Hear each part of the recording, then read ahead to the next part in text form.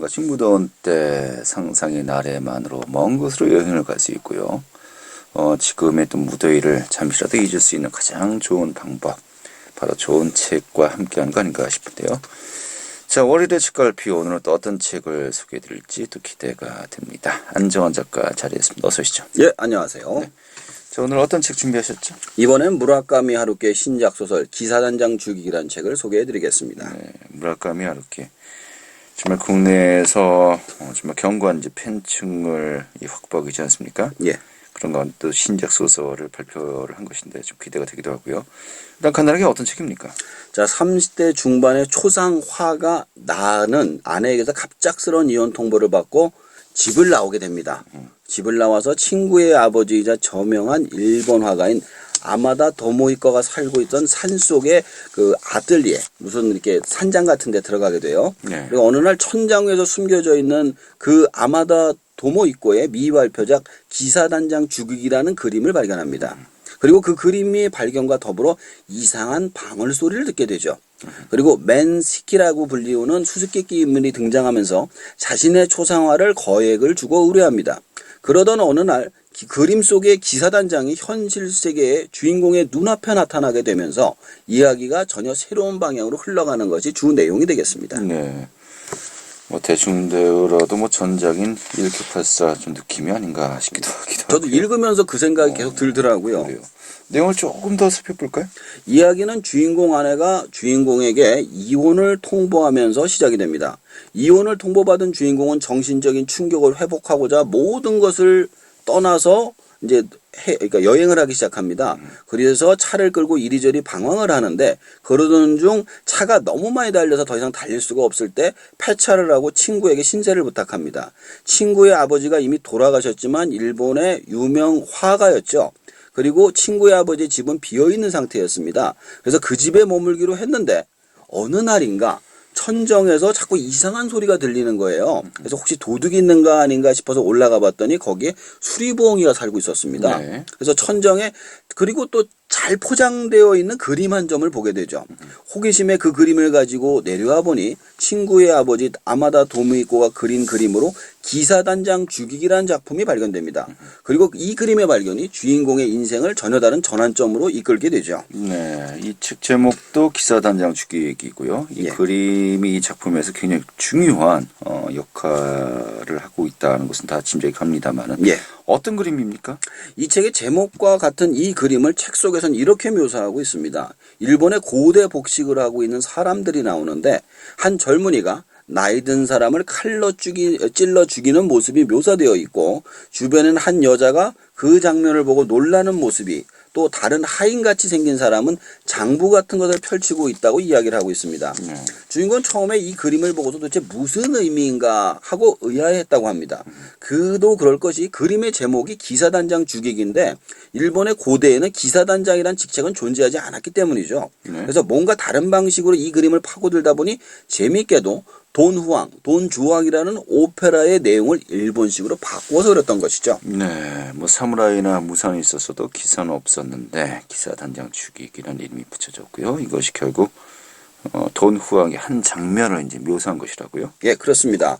돈후왕의 한 장면에서 돈후왕은 세상에 아름다운 여성을 한 명씩 유혹하고 그 여성의 명단을 적었는데 그 그림에서 하인 같은 사람이 펼쳤던 장부 같은 것에 거기 여성들의 명단이었던 거죠. 네. 그리고 돈후왕의 하인이 그의 명단을 들고 있었던 것이고 뒤에 놀라고 있는 여성은 돈후왕이 유혹하려던 여성이고 그리고 칼에 맞은 사람은 그 여성의 아버지로 기사단장이었습니다. 그래서 제목이 기사단장 죽이기였던 거죠. 그리고 칼로 찌른 사람은 돈후왕이었습니다. 이렇게 전혀 다른 문화권의 이야기를 그림을 바꿔서 놓으니까 전혀 생각을 못했던 건데요. 근데 그 그림에 또 다른 이상한 인물이 있었습니다. 그것은 바로 가장 뒤쪽에 바닥에서 네모난 문을 열고 나오는 인물이 있었는데 그게 누구인지 돈후왕의 오페라에는 전혀 나오지 않는 사람이었죠. 그래서 뭔가 이상하다는 생각을 하지만 뛰어난 작품이었기 때문에 그는 이 작품을 감상을 하고 그림을 가지고 그리고 보고 있었습니다. 그런데 조용한 나날이 계속되던 중 거액의 초상화를 그려달라는 부탁이 들어오죠. 네. 일단은 소개만 들으면요, 돈후왕은요 굉장히 나쁜 남자예요. 예, 그죠. 여성들 유혹하려고 하고요. 그 그래서 아버지를 명단을 적고 죽이고. 그 아버지를 죽이고 예. 이거 아주 뭐 굉장히 파렴치한 예. 그런 그 인간형으로 우리가 이해를 해도 될 것 같습니다만 예. 또 다른 반전이 있는지 모르겠고요. 예. 자, 아무튼 주인공이 초상화가였는데 이 그림을 감상하던 중에 이 누군가가 초상화를 이제 부탁했다는 거예요. 예, 맞습니다. 맨시키라는 인물. 예. 좀 어떤 인물입니까? 그러니까 맨시키라는 인물을 우리말로 번역을 하면은 색을 면하다는 뜻으로 면색이라고 해석하시면 됩니다. 어쨌든 그 사람은 최신 IT 업계에 돈을 아주 많이 번 사람이라고 알려져 있어요. 근데 그가 거액의 초생활을 의뢰한 것인데 얼마 동안 일을 하지 않아가 돈이 굉장히 부족한 상태의 주인공은 이번만 그린다는 생각으로 그 의뢰를 받아들입니다. 근데 이 맨시키라는 사람이 초생활을 의뢰하면서 아주 이상한 부탁을 하죠. 이상한 부탁이 어떤 겁니까? 자신의 얼굴을 있는 그대로 그리지 말고 자신만의 예술적 감성을 살려서 그려달라고 이야기를 하죠. 다르게 표현하면 자신의 얼굴을 보고 주인공만의 예술 작품을 만들어 달라고 하는 것입니다. 이러한 의뢰를 받은 주인공은 조건을 내세우는데 만약 내가 그 작품을 주고 싶지 않다면 팔지 않고 내가 그냥 소장하라고 돈을 돌려드리겠다 이렇게 얘기를 합니다. 그리고 초상화 작업을 하는데 이 맨시키라는 사람이 그런 알 수 없는 깊이를 갖고 있는 인물이라는 사실을 깨닫게 됩니다. 주인공은 초상화를 그리기 전에 그 사람을 어떤 사람인지 이렇게 베껴보는 거예요. 그 사람의 인생에 대해서 이 사람의 성격에 대해서 계속 붙여보는데 아무리 봐도 이 사람이 어떤 사람인지 파악이 안 되는 겁니다. 그러던 중 어느 날 밤인가 밤중에 방울 소리가 들리기 시작합니다. 그리고 그 방울 소리를 찾으러 집 뒤쪽에 야산에 가보니까 돌로 만든 구조물이 있는 거예요. 그 구조물이 거대한 돌 밑에서 방울 소리가 나는 걸 알게 됩니다. 그리고 이 이야기를 맨시키한테 이야기를 하죠. 근데 같이 가서 파보자 라고 해서 가게 됩니다. 네, 알겠습니다. 더 이상 그 스토리를 설명하다 보면요. 예. 좀 스포일러가 될 것 같기도 하고요. 이 정도에서 이제 그 내용은 정리를 하고요. 예, 예. 아무튼 이야기가 굉장히 좀 단순한 것 같은데 계속 가면 갈수록 뭔가 좀 SF적인 또 여러 가지 정말 다른 또 분야의 다른 면에서의 그 이야기들이 계속해서 예. 등장하는 거 아니겠습니까? 예.